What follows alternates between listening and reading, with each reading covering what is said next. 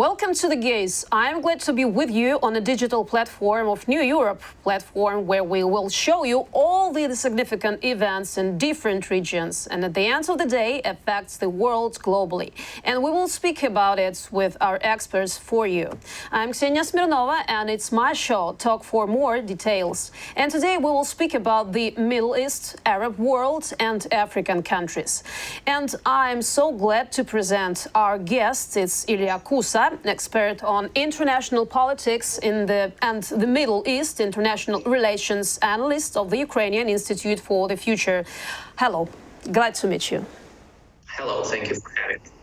So I would like to start with the very important country in the regions that we'll discuss right now. It's Turkey, and I will add some more information and we will start our discussion if you don't mind. So I want to begin, as I said, with Turkey. Now, all May, many countries looked after presidential and parliament elections in Turkey, which Recep Erdogan won. The new old president was inaugurated after his victory in the presidential elections, where he gets more than 52% of votes at the ceremony where high-ranking politicians from almost 80 countries, in particular 21 heads of state and 13 prime ministers, representatives of parliaments, ministers and representatives of the international organizations were at Erdogan's inauguration as well. Among other things, NATO Secretary General Jens Stoltenberg arrived in Ankara. The next day, Erdogan presented his new government, where only 2 ministers left from the previous one. So my question is, first one, what can be expected from Turkey in politics? Well, I guess nothing will fundamentally change because Erdogan was campaigning on preserving all main key policies that he was promoting during his reign, and so during the elections he actually campaigned on the idea that everything should stay as it was because everything was so good. So this was his main message to the Turkish society when he was organizing his rallies across the country. So I think nothing fundamentally will change. Of course, he will try to take on certain cosmetic changes mainly. So I think it will first of all, he will try to mend relations with the West, with the EU and NATO countries, with the United States. And I think that the appointment of Hakan Fidan, who was the head of Turkey's intelligence agency, and now he will head the Ministry of Foreign Affairs, I think this appointment clearly shows that Erdogan is willing to partly restore relationship with the United States, with Washington and Paris and Berlin. And also, I think he will try to bargain more and reach an agreement about Sweden and Sweden's accession into NATO. I think this will happen. It's just a matter of time and a matter of price, appropriate price for Erdogan that he will accept. I'm sure that he will accept it. Right now, we have already heard that President Biden in the United States promised that Turkey will get F-16s, new F-16s from the United States, and as part of this agreement, about Sweden. So I think I'm really optimistic that this deal could be reached even before NATO summit in Vilnius in July. But otherwise, I don't think that Turkey will change its foreign policy towards Ukraine and Russia, because the position that they got themselves into and that they more or less decided to stand, to formulate this balancing act between Russia and Ukraine is something that is, let's say, it's pretty much good for Turkey from their national interest point of view. And I don't believe that Erdogan will change that, because really this is a pretty lucrative position where he can for himself to preserve trade and economic relations with Russia and Ukraine, while safeguarding his position as one of the key interlocutors and mediators between Ukraine and Russia. So here, I don't expect any changes. We will talk more detailed about his foreign policy and what we expect from him. But now I want to stress a little bit more information on his national policy. And can this worsen somehow the tension inside the country? The analytics from the foreign policy issued the last article I read actually this morning, where they analyzed the election as a whole and what they writing about this. I will just quote a little. The elections were free but far from fair. In a deeply polarized society, Erdogan has control over vast amounts of state resources as well as media that clearly provided an edge. So they count 18 different TV stations that were provided ability for Erdogan to promote himself instead of his opponents.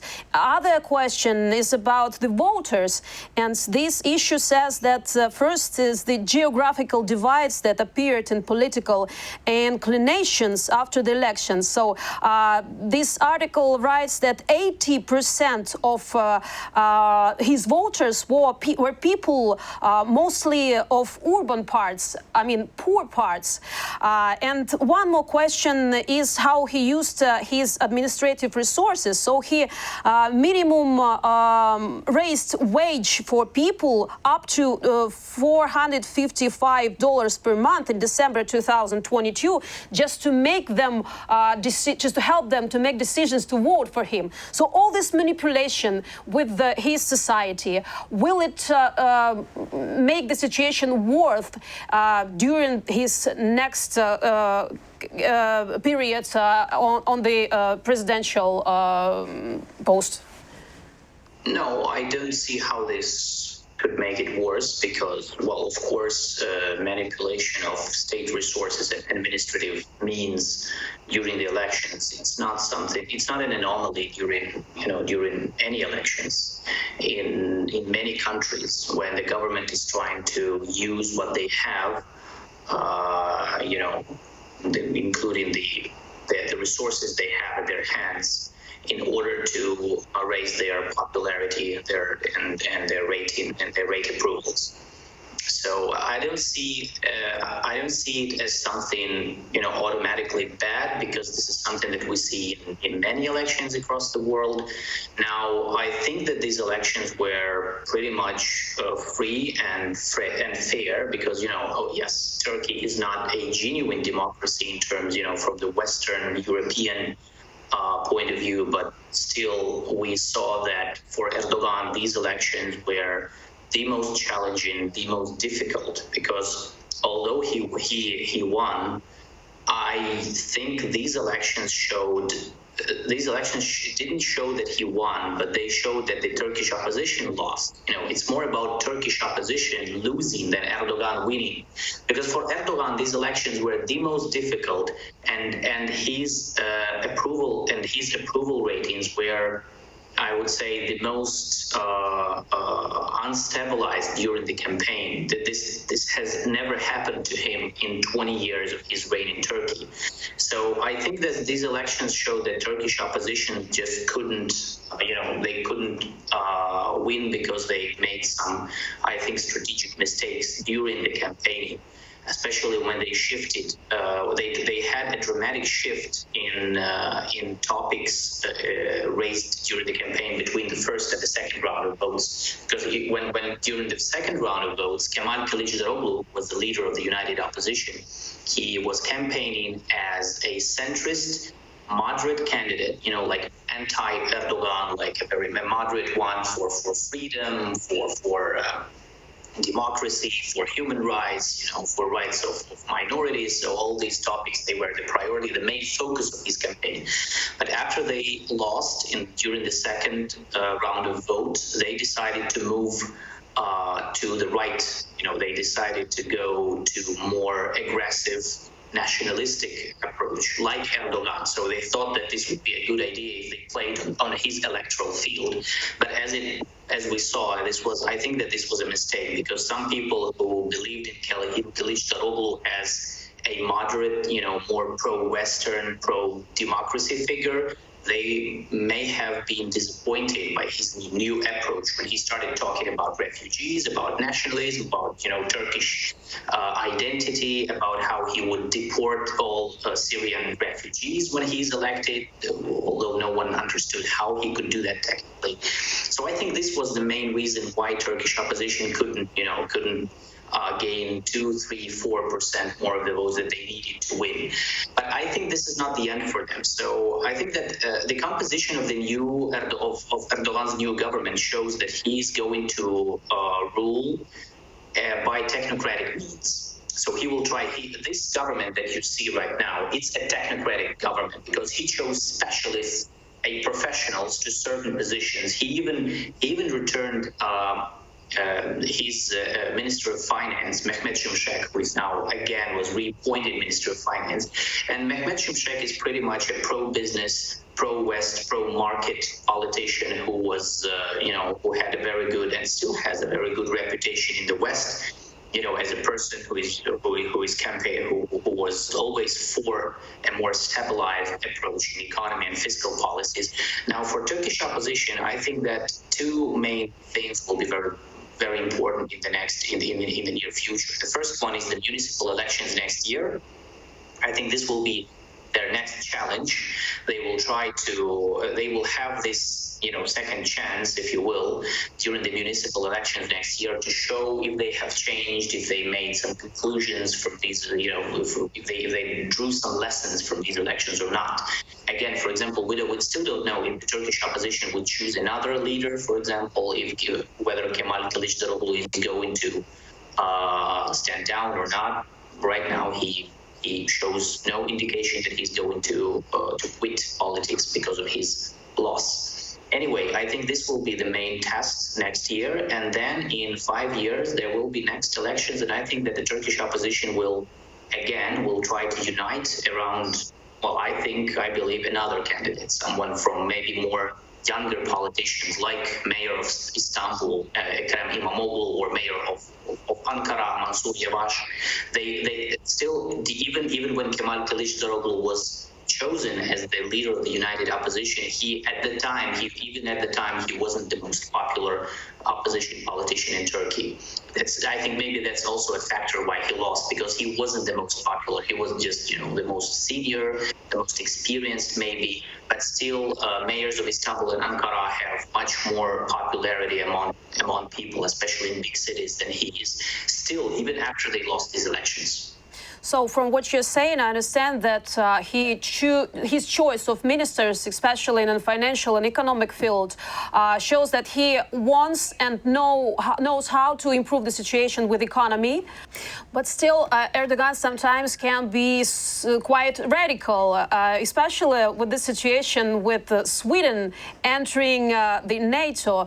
And it's more his individual offenses towards the Swedish people. That's why it's interesting how he will change his attitude towards Sweden. I will add some more information. The Swedish government has fulfilled all its obligations to Turkey necessary for its entry into the North Atlantic Alliance. This was stated by NATO Secretary General Jens Stoltenberg during his visit to Turkey following a meeting with President Recep Tayyip Erdogan. Let's listen to him. We also discussed Sweden's bid for NATO membership. Turkey has legitimate security concerns. No other ally has faced more terrorist attacks. Sweden has taken significant concrete steps to meet Turkey's concerns.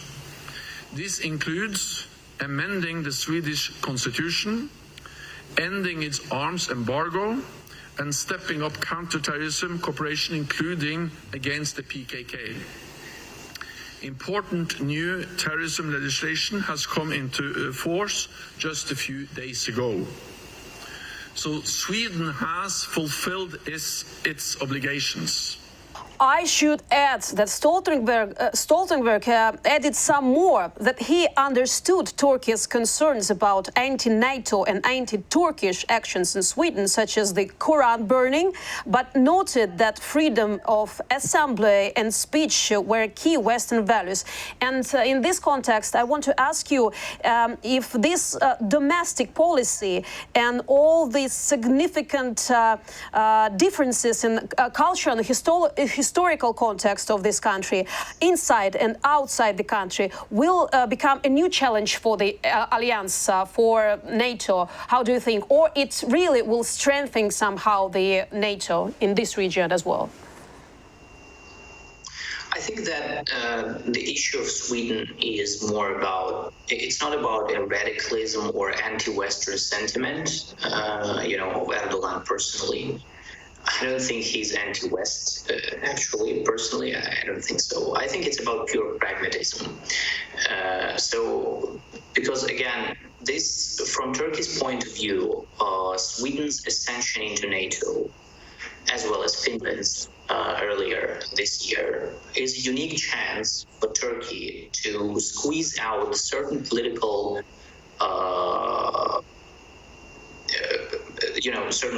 benefits for themselves from NATO countries, because in normal circumstances they couldn't demand what they demanded last year, because this wasn't, other countries would just not agree to do that.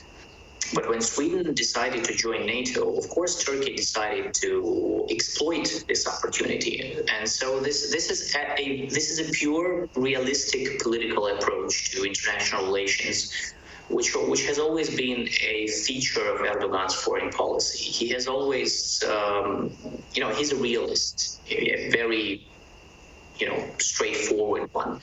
So it has nothing, in my opinion, it has nothing to do with anti-Western approach, or some kind of sentiments that Erdogan may or may not have towards the West, towards the US or the Europeans.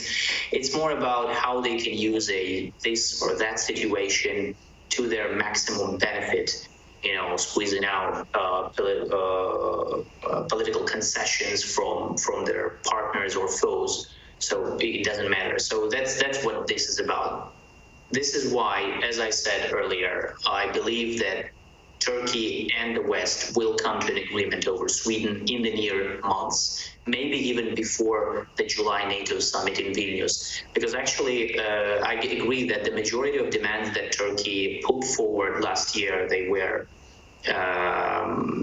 actually fulfilled by both Sweden and Finland. And I think this is just about the price which could be appropriate for Erdogan. And now he's more flexible because after the elections ended, he's not under pressure, from his constituents, who could, for example, see him weak if he accepted Sweden to NATO without certain concessions and et cetera. So I think they will come to an agreement over Sweden. This is not a problem. This is just a matter of time, and the price for Erdogan, which I think will come which I think we will hear about in the near weeks, maybe months. As I said, I think the part of this agreement would be about the F-16s military jets from the U.S.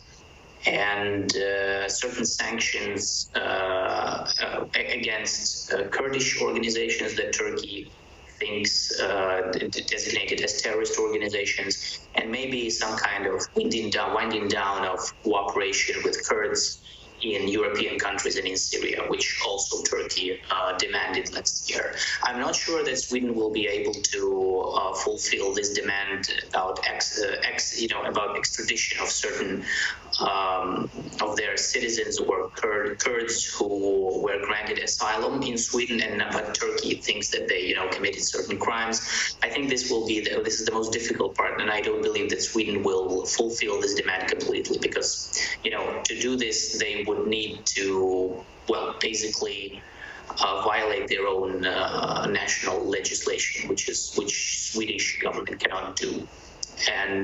But otherwise, I think that everything is in place, and NATO and Turkey will eventually end and close this story maybe even before July. Do you think his position towards Ukraine's joining NATO will be as crystal clear as you already told us about his position towards Swedish? Well, it depends. I don't see that, again, because his position towards Sweden wasn't, it wasn't without...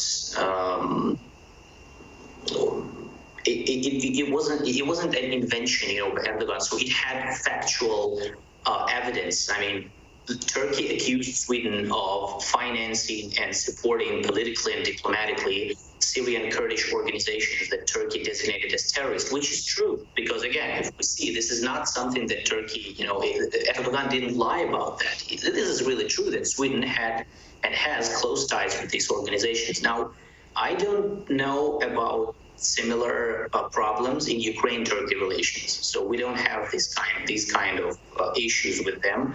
So I don't think that Ankara will have particular demands towards Ukraine when and if we are going to join NATO.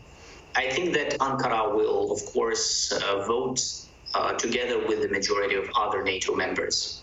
So they will see how this issue is perceived, in other European capitals and in Washington, which is the most important.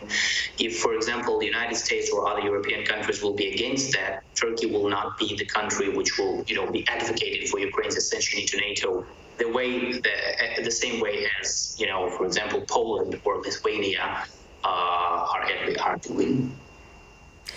Oh, we'll hope that it will happen just as you say. But now I would like to pass over to one more topic I wanted to discuss with you. It's our positions in African countries, in African continent. So from the latest information on his second Africa tour, Ukraine's foreign minister Dmytro Kuleba visited Morocco, Ethiopia, Rwanda, Mozambique and Nigeria. Ukraine's diplomatic push for Africa is part of the larger New Horizons strategy aimed at expanding opportunities for the Ukrainian state, business and citizens in Latin America, African and Asian countries. Africa matters for Ukraine, as the tour demonstrated. It was also a historic occasion because the Ukrainian foreign minister visited almost all of the nations for the first time in history. The tour had three major goals: to rely support for President Zelensky peace formula, to revitalize relations with African nations, and to build mutually respectful and mutually beneficial relations, expanding opportunities of economic and political cooperation. So Ukrainian-African relations are currently at their peak in decades of Ukrainian independence, with the true Ukrainian-African renaissance underway. So we understand that we had a lot of problem with this continent. Just remember the absence of ambassadors in some countries and other diplomatic gaps. How fast we improve this situation, your point of view? And the second question is how our cooperation with Africa differs from our cooperation with Global South. Is it powerful, or we still have some problems? What should we do fast as we can? Well, I think it's too early to assess the situation. I cannot say if we improved or not, or didn't improve the situation, because, for now, currently, I don't see that there were fundamental improvements on this track. Yes, I mean, several visits were made, historic ones, which is good, but that's all. I mean, I don't think, for me, it is not a criteria. These are not criteria for saying that, everything now is like super great and, we don't have problems anymore. No, we have a lot of them, not only in Africa, but in many non-Western regions with which we, unfortunately, has been pretty much passive and, we didn't manage to develop normal, stable and predictable relations. In my opinion, what we lack is the basic, let's call it the basic infrastructure. So this means that diplomatic infrastructure. So we need the basis to lay down a basis, and then we can proceed with deepening or expanding our relations with certain countries. This means that we need to establish regular political communication with with the African continent.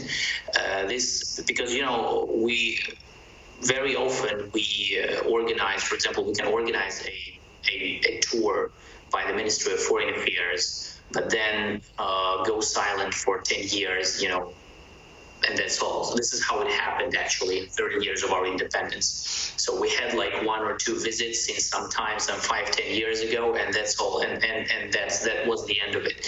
So we need a regular political communication with these countries. We need, of course, we lack embassies, we lack personnel in embassies, because again, one thing is just to open an embassy in a country, but another one, if you want to open an embassy with 2 or 3 people working in, for example, Nigeria, this doesn't have any sense, because what will they? How will they handle this country when there are 3 of them, and for example, they don't have the means and the capacities to do that? While, for example, our Russian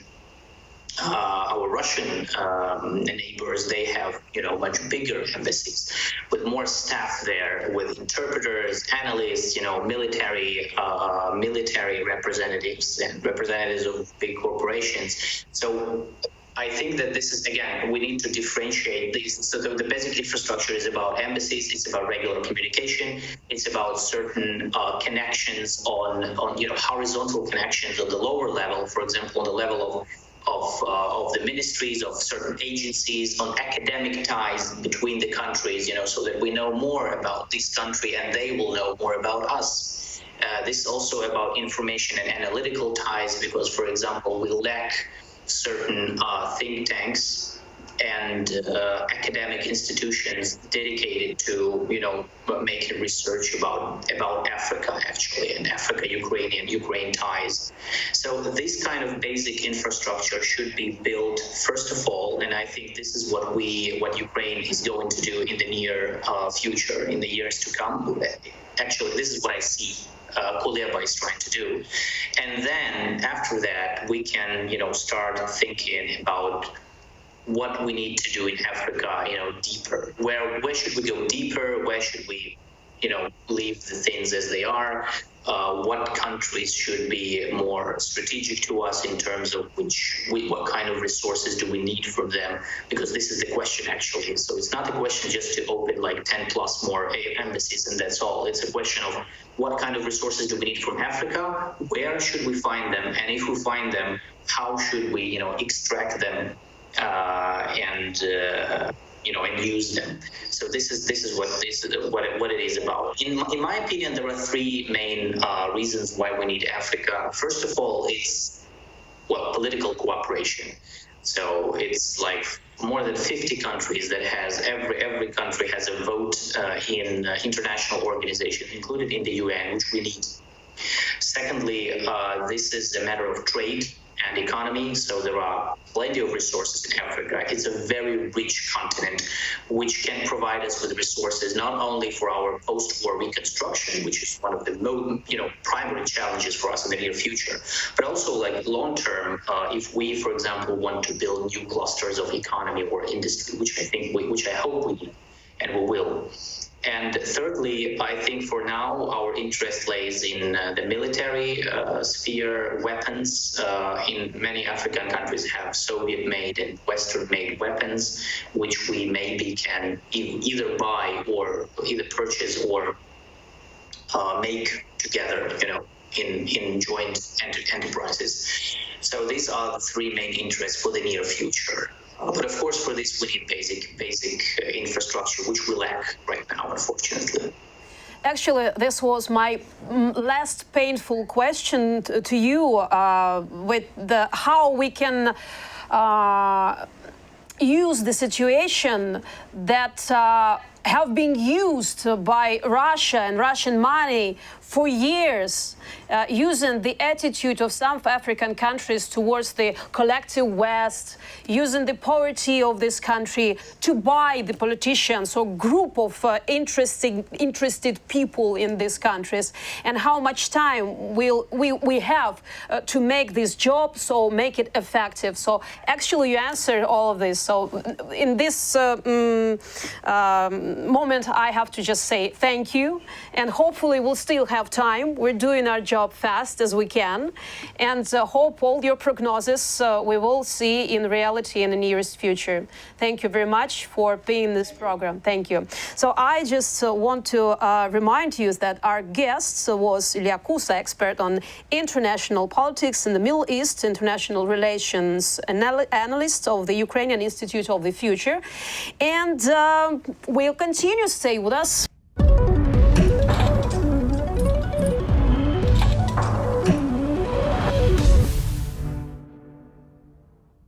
So welcome back, and we are ready to continue our program. And in this part of our program, we'll talk about the Arab world and the attitude towards what's going on in Ukraine and other global threats that's in this region the most important. And we'll talk about this with our next guest. It's Dr. Omar Ashour. He's a professor of security and military studies at the Doha Institute for graduate studies. Hi. Hello. Glad to see you on our program. Thank you for your time. I'm very happy to be back. Always a pleasure and an honor to be on UATV and Freedom TV and with you, Ksenia. Thank you very much. So we have a lot of questions to you, but hopefully we will have time to discuss everything. And I propose to start with one of the latest meetings that we were observing on our television at the Arab League summit in the Jeddah in 2023. Volodymyr Zelensky was one of the invited guests. The invitation of the president of Ukraine to the League of Arab States is unprecedented in the history of this organization. The Arab countries recognize the growth of Ukraine's agency in the world. Ukraine got the opportunity to address the leaders of the Arab world directly. They successfully took advantage of this opportunity. Kyiv intercepts Moscow's anti-colonial rhetoric when explaining, the essence of this war. It is precisely Russia that behaves as a colonial empire in Ukraine. Let's hear the president. And I'm more than sure that none of you will agree to surrender a third of your country to the invaders. And I'm more than sure none of you would watch without a fight how foreigners steal the children of your people. Hundreds of thousands of our children are deported to Russia, separated from their relatives, and there in Russia they are trying to teach our children to hate their natives. And I'm more than sure that none of you would admit the military occupation of a nuclear plant to use it to blackmail the world with nuke disaster. Look at how much suffering the long-term wars have brought to Libya, Syria, Yemen, how many lives have been wasted by years of fighting in Sudan and Somalia, in Iraq and Afghanistan. Everyone who adds to suffering by his new aggressions, everyone who sows enmity, everyone who wants to bring back the old days of invading empires that didn't count with the will of independent nations. Every aggressor goes against the world and will be cursed by the people. And I greet everyone who is ready to join us on the path of justice. My main question from what we heard right now, did the Arab world really heard, not only listened to President Zelensky, but heard his words and the pain of Ukrainian people, Ukrainian nation? And if yes, from, let's say, the pragmatic point of view, did they find common interests and common issues and threats as well? as always, it is complicated. So there are 22 Arab countries or 22 members of the Arab League. There are also observers, and there are many of the issues that the president mentioned that resonate quite well with the Arab world. But first, before that, I think the invitation is really a testament to the political achievements and the military achievements of Ukraine, whether on its political leadership or the military leadership, because otherwise I think there will be a tendency to go with the stronger side. There will be a tendency to go with, let's say, the authoritarian side, because the Middle East is plagued by authoritarianism. So, and the stronger side, the authoritarian side, is basically is basically the Russian Federation in that case. So, but then Ukraine forced itself or placed itself on the map because of its achievements, both politically and militarily. So that's one. Some of what you mentioned will resonate well in the Arab world, because I think President Zelensky really hit the right points. One, the Arab world suffered from colonialism for a very long time. Not Russian colonialism. So it's usually the tendency is to relate the Soviet Union with anti-colonial struggle, with supporting anti-colonial struggle in the Arab world. The second point is the issue of and I'm glad he mentioned it, the issue of the children, because children is a very sensitive and revered issue in the Middle East, and things in the Middle East revolve around children, and taking someone else's children is and trying to brainwash them against their own parents, against their own ancestries, against their own country, is a very, very red line to do in the Arab world. It's looked at as a very, very taboo. It's a red line everywhere, but it's even more hypersensitive in the Arab world. So I think he hit the right points in that direction. And response-wise, it will be. We need to have polls. Some of the polls that were conducted is there's on one end very high sympathy with Ukraine, but on the other end there is a very strong Russian propaganda effort in the Middle East that will influence many in that sense. So I would like to add some more information, because as much negotiations and meetings with Arab leaders and Arab countries that have been made already during this 1 year, we haven't done before in our history so fast and so tight. So in addition to the speech of President Zelensky at the Arab League summit, he met with the Crown Prince, Prime Minister of Saudi Arabia, Mohammed bin Salman Al Saud. The President of Ukraine, Volodymyr Zelensky, held meetings with the heads of delegations of the United Arab Emirates, the Sultanate of Oman, and the State of Kuwait. The participants of the meeting discussed issues of global food security and the work of the Black Sea Grain Initiative. The parties agreed on the exchange of delegations to achieve concrete results and cooperation. The President of Ukraine also held a meeting with Prime Minister of Iraq, Mohammad Shia Sabar al-Sadani. I want to add some very fresh information about the resumption of diplomatic relations between Saudi Arabia and Iran, and the challenge for this region. And we understand that somehow, more or less, Russian Federation have a huge interest in this continuation of diplomatic ties. And from this point of view, will it be helpful for what I've read right now about the help of Arab world towards stopping war in Ukraine, or it will be just on contrary, the situation that will somehow may ruin our plans on our tie connections with the Middle East? Okay, so Let me start first with the obvious.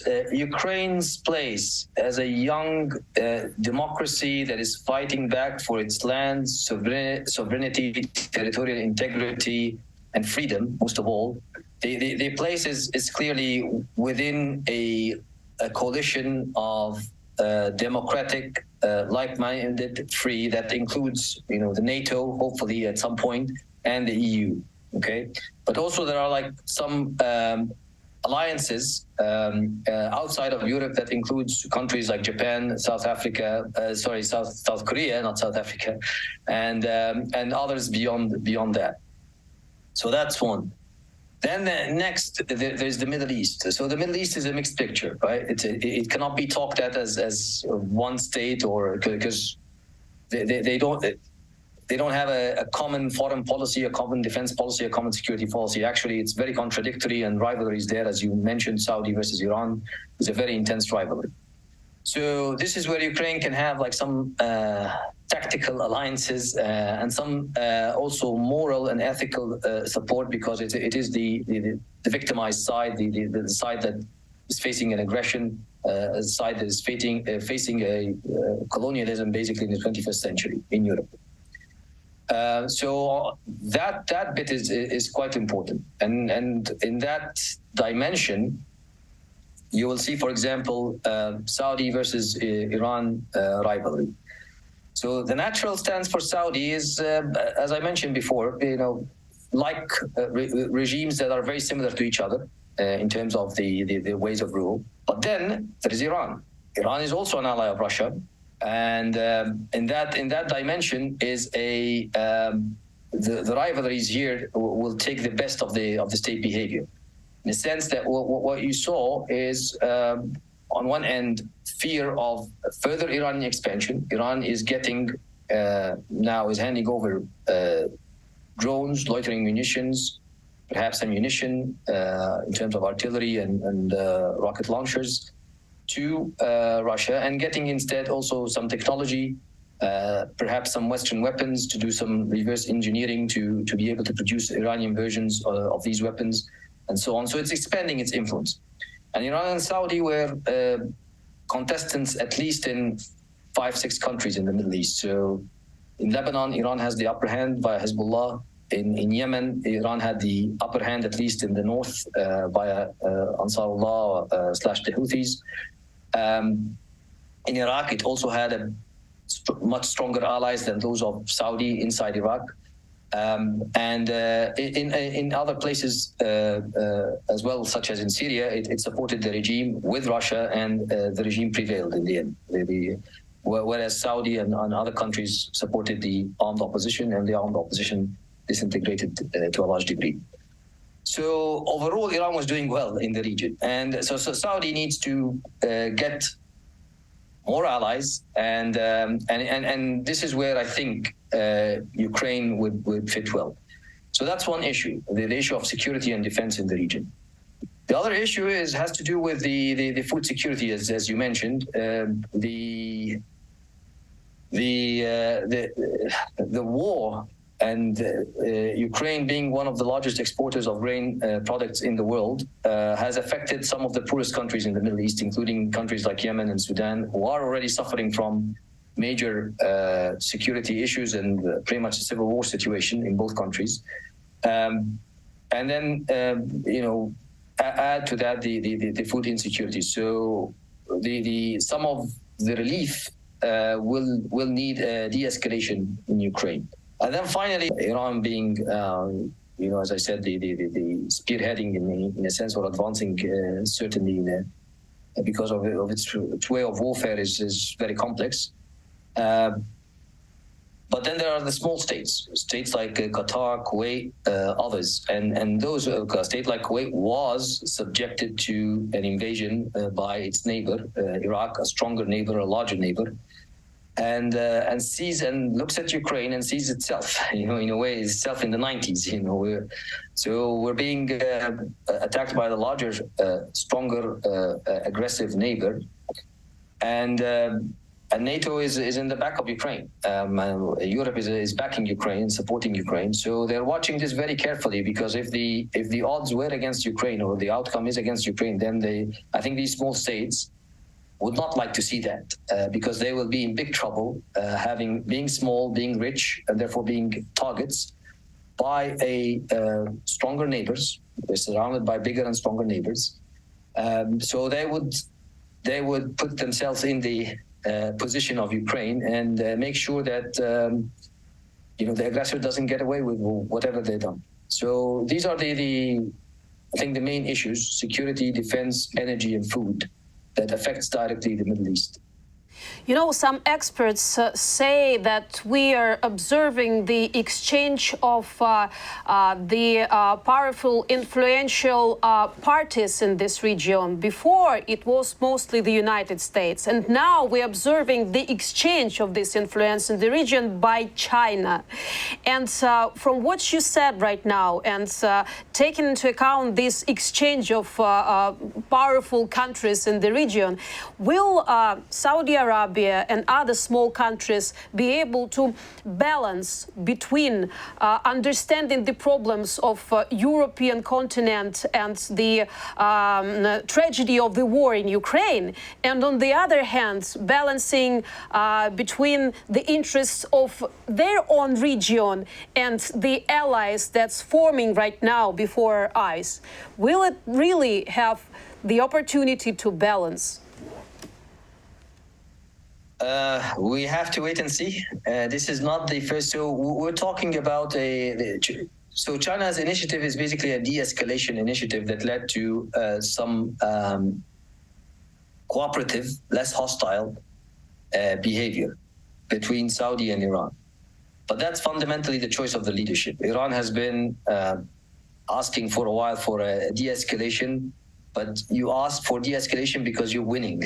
When you're losing, this is when you don't want de-escalation, because the status quo is against you. You're not winning in that fight.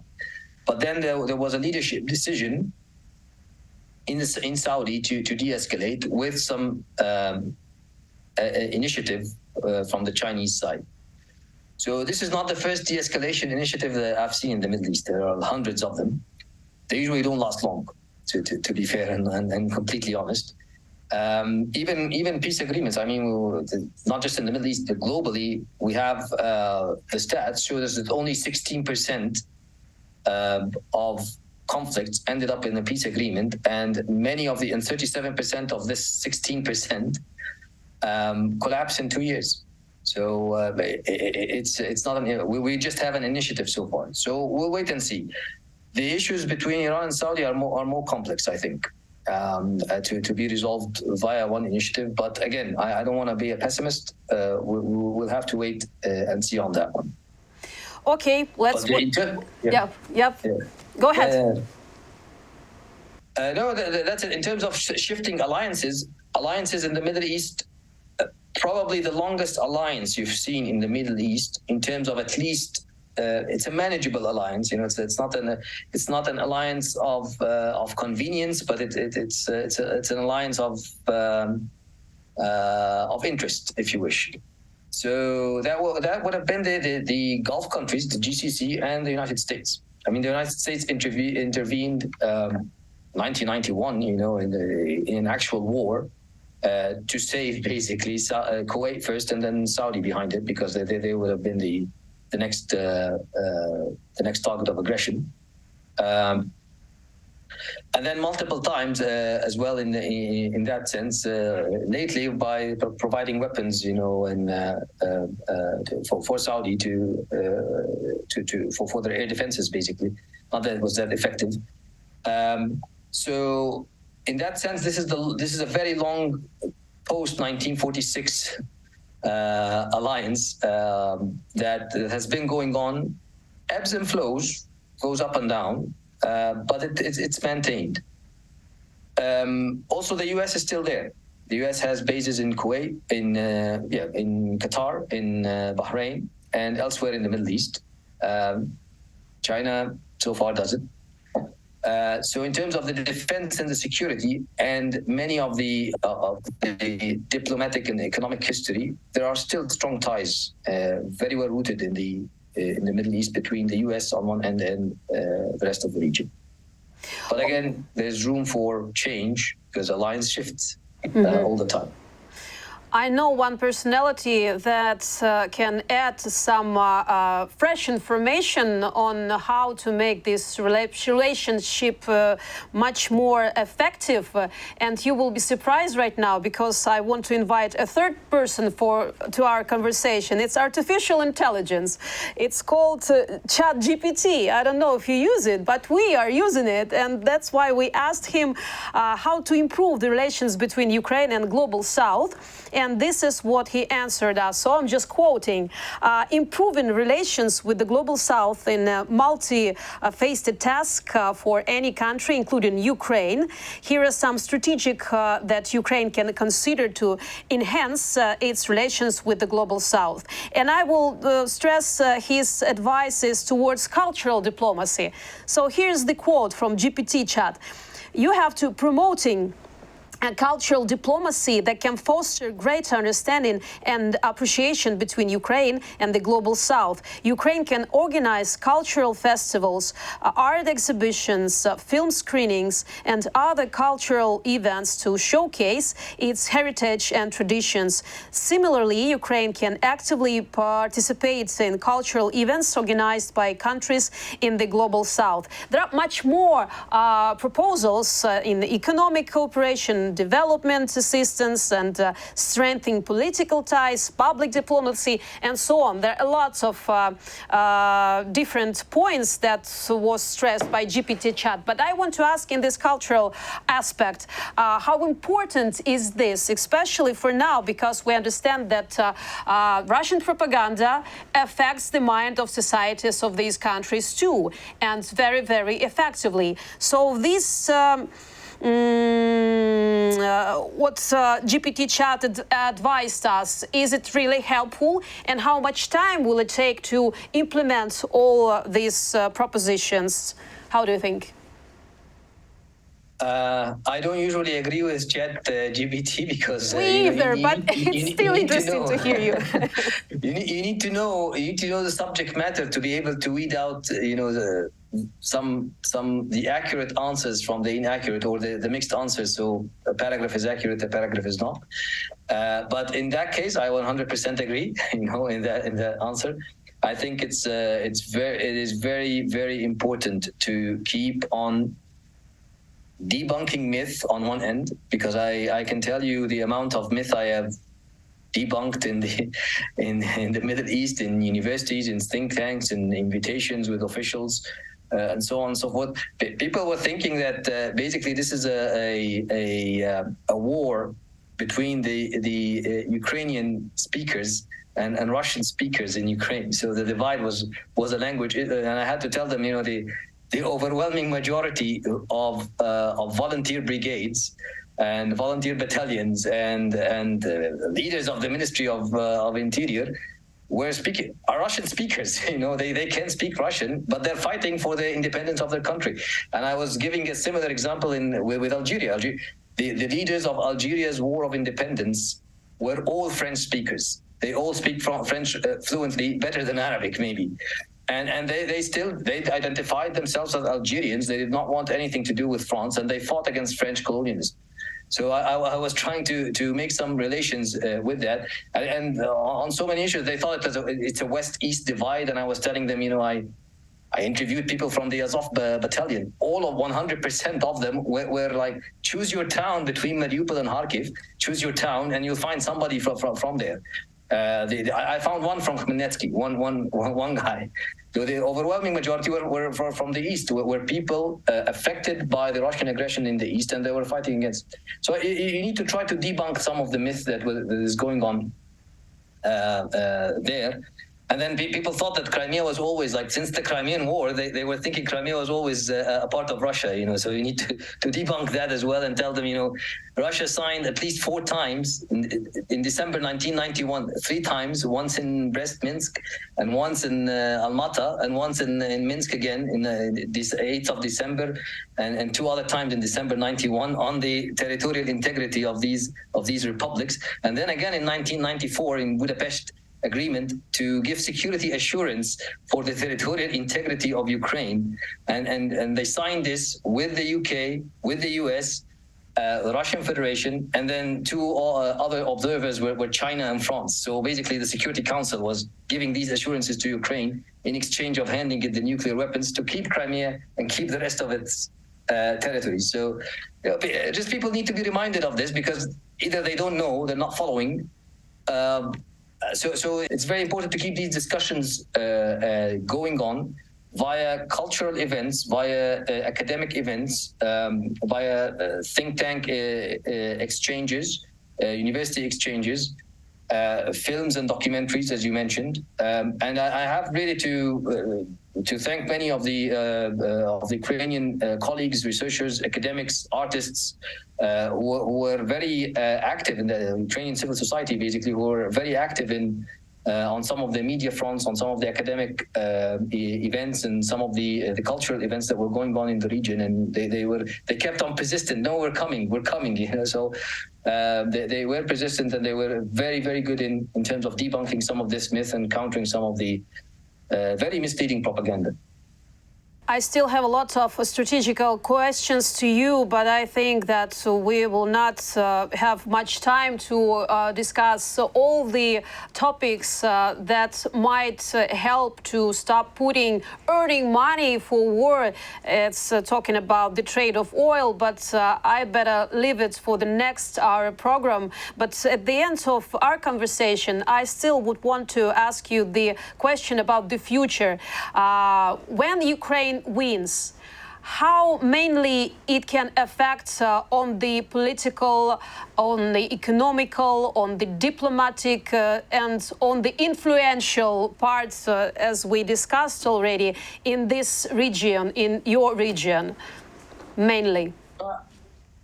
I think when Ukraine wins, and she will win, we will have to. I think it can easily become a model for defense and security, because I think it will have the most experienced and the most combat effective armed forces, perhaps in East Europe, and many will take a lot of lessons from her. That's one. And then also a model in terms of defying aggression of a much stronger side over years, and resisting that side, succeeding in getting back its lands, and then rebuilding its country in terms of reconstruction. Reconstruction will need a lot of help, and this is why you have to form friendships and alliances. And also it will be a model in terms of how this war was ran, because it was a people's war by all means, from the top to the bottom, from the president who refused to leave the country and leave its capital, despite all the offers and the advices that were given to him by his allies and friends, to the babushkas who were giving the positions of the Russian armored columns to the artillery. So it was a people's war on all levels. And then also the one of the lessons is basically that there will be reforms that were happening in terms of the security, defense, but also in terms of the anti-corruption, in terms of the judiciary, in terms of the management institutions and the political institutions. They were happening between 2014 and until victory, and many of those will give a lot of experience to countries that want to also reform their institutions and their governance sectors of all kinds, from economic to military to security to financial to political and so on. So I think Ukraine. I think it will. Once victory happens, it will become hopefully a model to learn from and to pursue, and it will be an exchange as well from other countries as well who've been through similar experiences. So thank you very much for this optimistic perspective at the end of our conversation, and thanks again for your time for our program. Thank you very much. My pleasure. Thank you. So thank you very much for your time, for your optimistic perspectives at the end of our conversation. I just have to remind you that our guest was Dr. Omar Ashour, is a professor of security and military studies at Doha Institute for Graduate Studies. And now, thank you all for your time and for your time to be with us. I'm Ksenia Smirnova, and it's my show, Talk for More Details. So join Gaze, and thank you for your trust. See ya.